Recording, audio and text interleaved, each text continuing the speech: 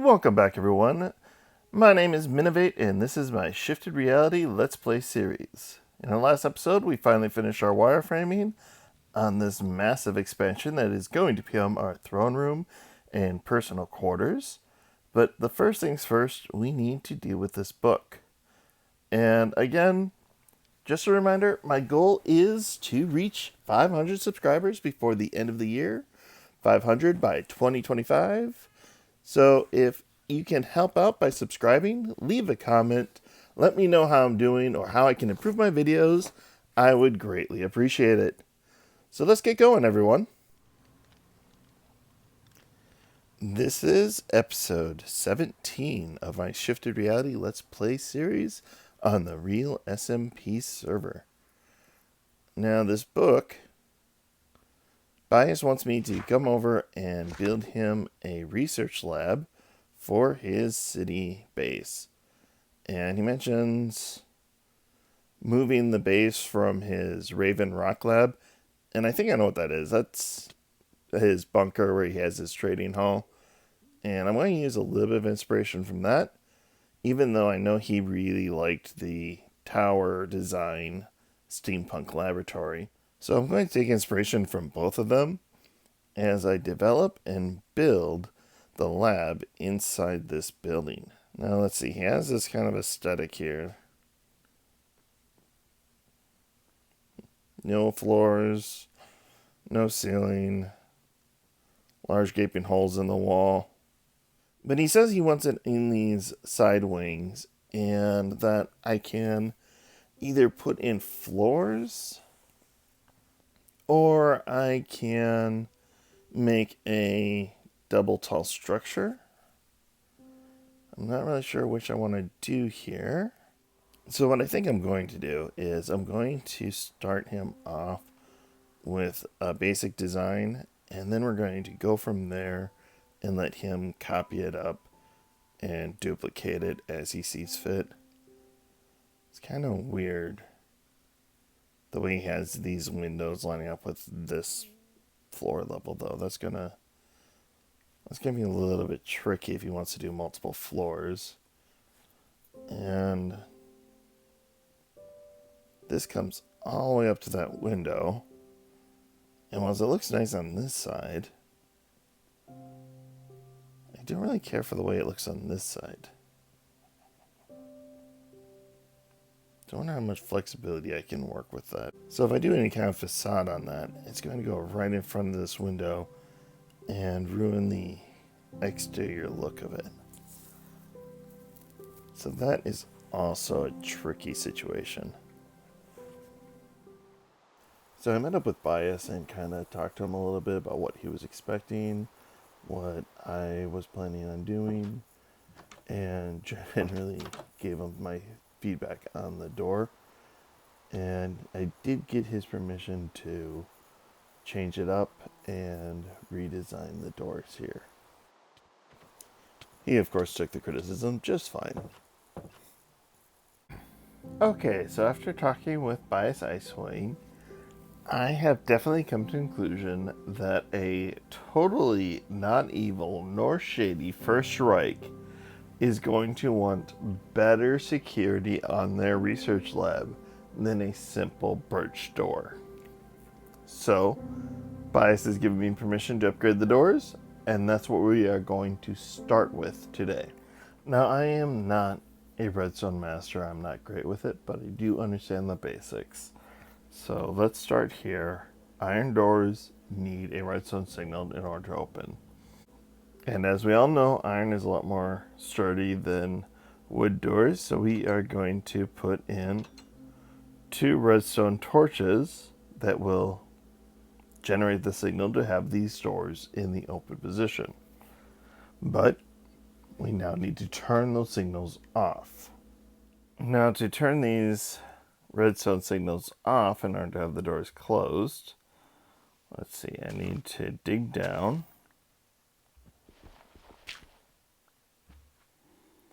and put a redstone torch on there. That closes that one.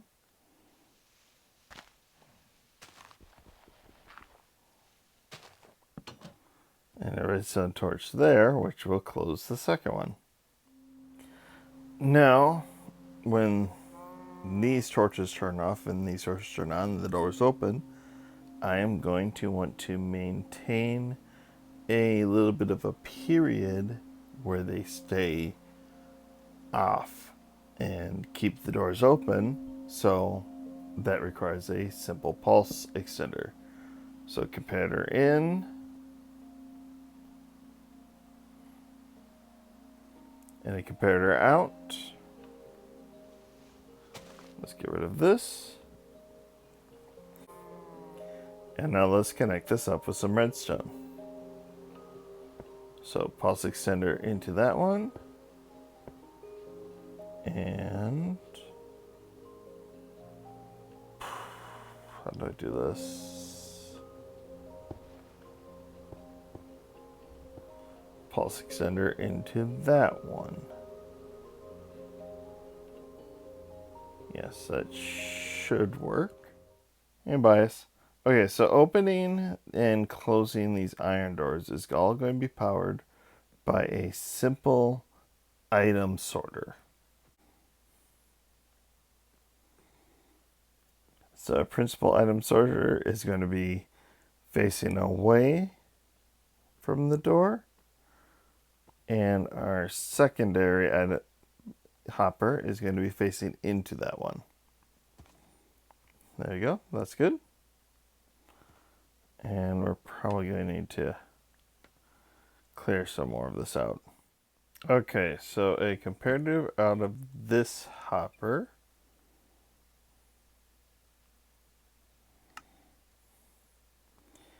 And then 2 redstone dust down that way. Yep, that looks good.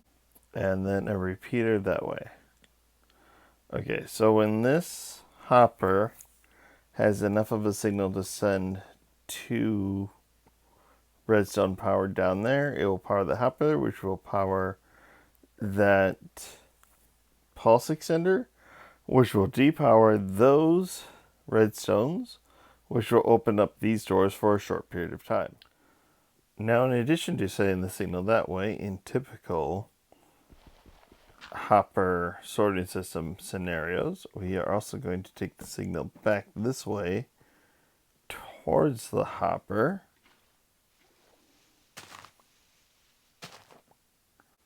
We're going to create a signal that's going to come back to it to lock a hopper underneath of this in traditional sorter item fashion. We're going to put a redstone torch there, which is going to lock a hopper that is going to be underneath of this one. Okay, so after we are triggering this door open with our item sorter, we are going to want to return the item to the user.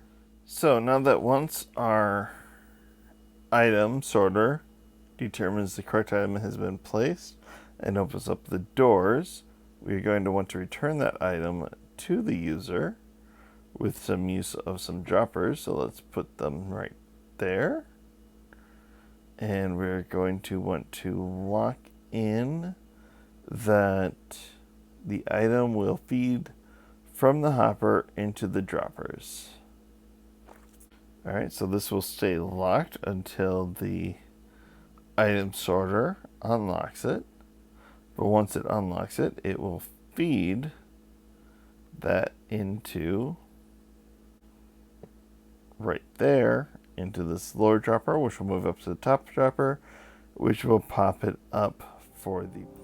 Now, in addition to this item sorter powering up the hopper that is going to return it, we also need it to be powering up the droppers themselves in order to push the item up. So we're going to put one block there, and then we're going to put a redstone torch both below and above this. So one above, and then one down below.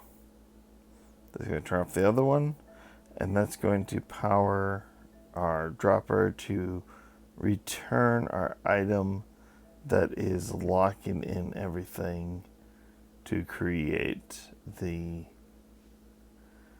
system that is going to allow for us to have a secure entryway into this top secret lab. Now, I'm no redstone genius, so I actually don't even know if this is going to work. But, okay, so the principle is item sorter has 4 useless blocks here. And I tested this in creative because this was one of the ideas I had as a means of opening and closing my bridge gates. So 18 keys from the trial chamber should go in there. 1 key should go right there. And that should, if everything else was done correctly, if I put 1 key in here, it will open the doors, keep them open for a short period of time, and then close them behind me. And it will only be the keys that are labeled as Top Secret Lab Access Key. And of course I created a few extras for Bias to be able to have.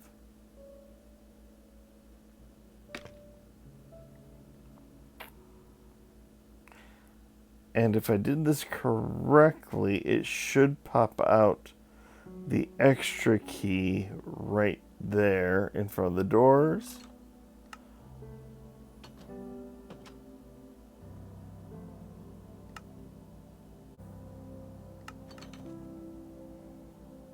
Oh, there it is. Yeah.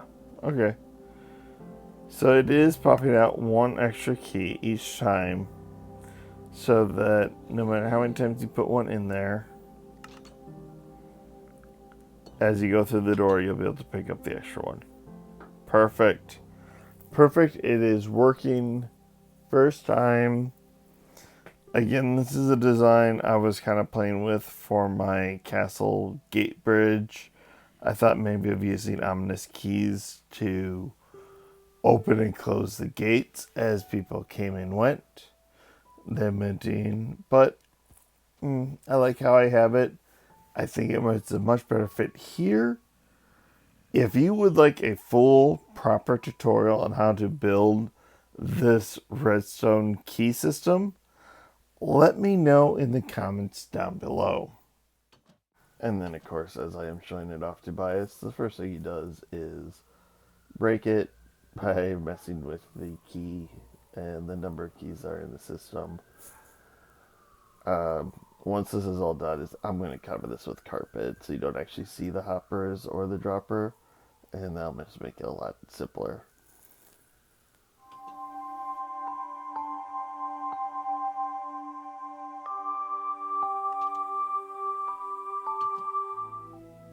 So now that I have my door fully designed and all the redstone finished, I came in to start working on the lab itself. Now, Bias wanted a lab that was kind of steampunky, look a bit old-fashioned, but was working on some high-tech futuristic equipment. So in here we have a quadcopter being tested in its containment unit. And then over here we have a tail fin of the drone that is currently on chains on this gurney support.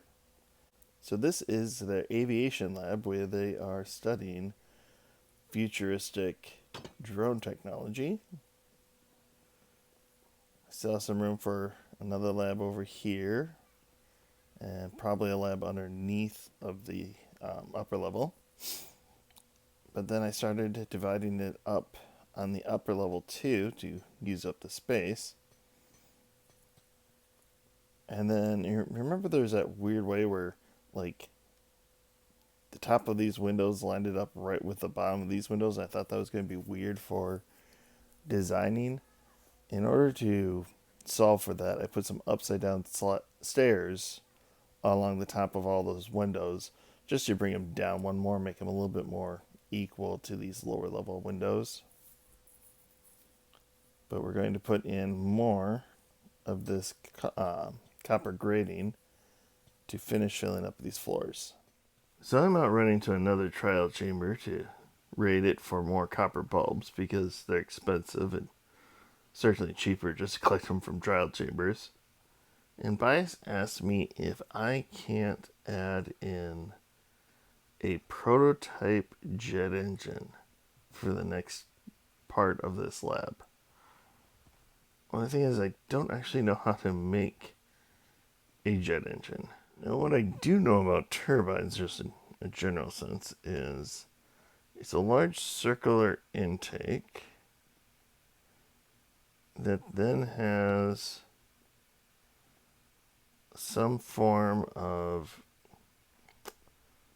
fan that will draw in the air and it compresses it down to a smaller output for the general thrust of a jet engine. So how can I represent that with giant blocky Minecraft pixels? Well, that's kind of starting to look like the intake of a jet turbine. It's supposed to be prototypes. I don't think the size or being overly large is a bad thing. Now I just gotta shrink it down to the back. I do have a couple ideas on something that could be fun. I just gotta make sure I keep enough room on the interior for it to work. Alright, let's get going. Okay, so it might be bigger than it needs to be, but it's a prototype. First prototypes are going to be a little bit larger. But here we have our intake with our fan. You can kind of see the copper grating back there. Gives a little bit of that sense of, air tunnels. Massive body. A little bit of decorating with some exhaust pipes and coolant pipes. And it's a prototype. It's on fire. Thought that was a little slice of life thing. And then back here would be where the thrust or the output of the turbine would go. I'm kind of thinking maybe if we make some stone into here, like replace some of these copper stairs with stone stairs, that might give it a little bit better of a look, so it's not on one note in color. So I'm going to do that real quick. Okay, so I decided to go with some polished tuff instead of stone because it looks a little bit closer to the color of the hoppers, which I added down below just to, it kind of looks like another exhaust port or something. And then I wanted to, texturize the intake valve, so I threw on some vertical iron trapdoors. Oh, and I attached some chains, so it explains why it's floating there. It's being held up as people work on it. So I am going to say this is done. It kind of takes up this entire bay here, so I'm not going to fence it off like I did with the drone laboratory. So, what do you think? My first ever attempt at making a prototype turbine? Let me know in the comments below how well you think I did with this. Bias also asked for a prototype rocket, and I don't know, he also saw my disaster attempt at making a bomb for the B-52 bomber that was flying towards his base. So I don't know why he would trust me to be able to make a rocket, but this is my attempt, I guess. I really don't think it's all that great. I'm definitely building these kind of modern but not quite modern builds, especially when you try to make them look like a specific thing, such as a turbine or a rocket. It's not really my forte. It's not something I'm particularly good at. And I don't shy away from the fact that I'm really not that great at it. I try. And sometimes it's really good to step outside of your comfort zone. And I mean, heck, even my drone in pieces down here, I've thought about ways that I probably could have done that better. Overall, probably works. I need to build some sort of mounting system to explain why it's sitting up here like this. But beyond that, oh, it's pretty good. Pretty good. It's really the best I can do. It looks more like I'm trying to make a golem or a mech suit. I wonder if I should put a mech suit up here. I'm thinking about it. We'll think about it. All right. Next project. I still have one more lab bay down here on this main level, and this one here I do want to actually seal off, just like I sealed off this one. So a lot more to do. And for the final research bay, I decided to do some bio-experimental research with a totally ethical lab setup here with subject 569. Just don't ask what happened to the other 568 test subjects. Don't worry, buddy. You'll be fine in there. I promise. Well, that is all the episode we have time for today. I hope you did enjoy it, and as always, if you did, please leave a like and a comment. Consider subscribing. We are trying to get to that goal of 500 subscribers by the end of the year, and I will not be able to do it without you. Like, subscribe, heck, even share it with a friend. We will always be grateful for anything that we can give to help you out. Let us know what we're doing right. Let us know what we're doing wrong. All comments are appreciated.